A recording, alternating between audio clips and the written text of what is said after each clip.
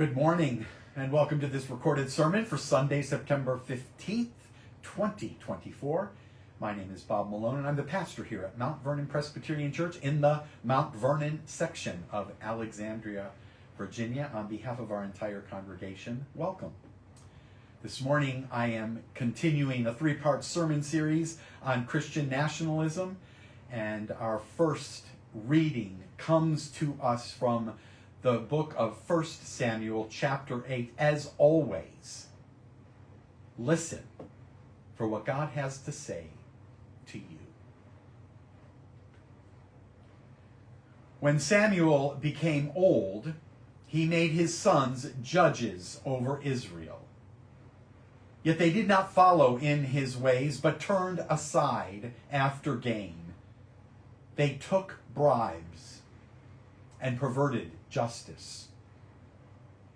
So all the elders of Israel gathered together and came to Samuel and said to him, "You are old, and your sons do not follow in your ways.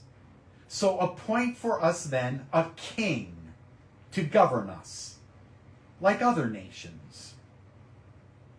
But this displeased Samuel when they said, "Give us a king." So Samuel prayed to the Lord, and the Lord said, "Listen to the voice of the people in all that they say to you.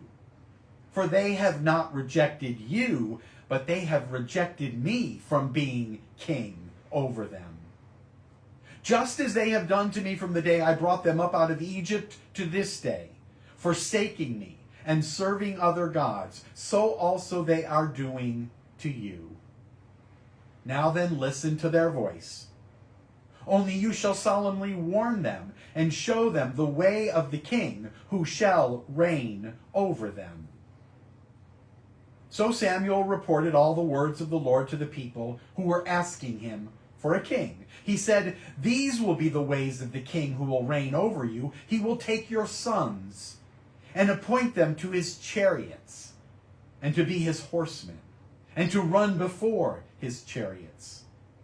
And he will appoint for himself commanders of thousands and commanders of 50s, and some to plow the ground and to reap harvest and to make implements of war and the equipment of chariots. This king will take your daughters to be perfumers and cooks and bakers. He will take the best of your fields and vineyards and olive orchards and give them to his courtiers. He will take 1/10 of your grain and of your vineyards and give it to his officers and his servants. He will take your male and female slaves and the best of your cattle and donkeys and put them to his work. He will take 1/10 of your flocks, and you shall be his slaves. And on that day," Samuel said, "on that day you will cry out because of your king, whom you have chosen for yourselves. But the Lord will not answer you on that day." Friends, this is the word of the Lord and the poetry of the faithful. Thanks be to God. Since the days of Samuel, perhaps long before the days of Samuel, people have longed for kings to rule over them. Why is that? For protection? For security? Because what? We didn't trust one another, or because we didn't think we had the capacity to make decisions for ourselves? History has proven again and again that kings and kingdoms, at least of this world, only result in oppression. And the divine right of kings, remember that teaching from the 16th century, that way of thinking about rulers and authorities, where a monarchy was suddenly believed to be divinely appointed and thus subject to no earthly authority, that only magnified the oppression of kings. As this passage suggests, sons are made into warriors. Daughters become slaves to the household. Land, fields and crops, livestock, all means of production. In the end, everyone and everything becomes subject to the authority of one person. Such is life in a kingdom, under a king. But still, even knowing that, we long for kings. They did in Samuel's day, and we still do today. We long to be part of a kingdom. So it should be no surprise that in Jesus' day, Jesus was quick to point out that his kingdom was not of this world. He had no intentions of being some kind of earthly king. And the kingdom that he sought to create was, well, if you read the Gospels, you discover very quickly it was very different from the kingdoms of this world. But even then, people didn't understand. Rome didn't understand.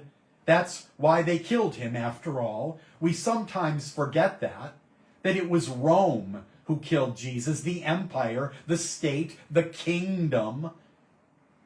They saw Jesus as a threat. And so on more than one occasion, he sought to distinguish the kingdom that he sought to create with the kingdoms of this world. And that is why today, this thing called Christian nationalism is so flawed, because it fails to recognize the difference between the kingdom that Jesus sought to create and the kingdoms of this world. Like the people of Samuel's day, Christian nationalists today want a king, or at least a president, who will rule America in a way that they believe will honor and respect the ways of God. Their stated goal is to make America a Christian nation, but not by actually changing people's hearts. Instead, by forcing people to follow a very rigid set of supposedly Christian laws. And to accomplish this goal, everything, including violence, is acceptable.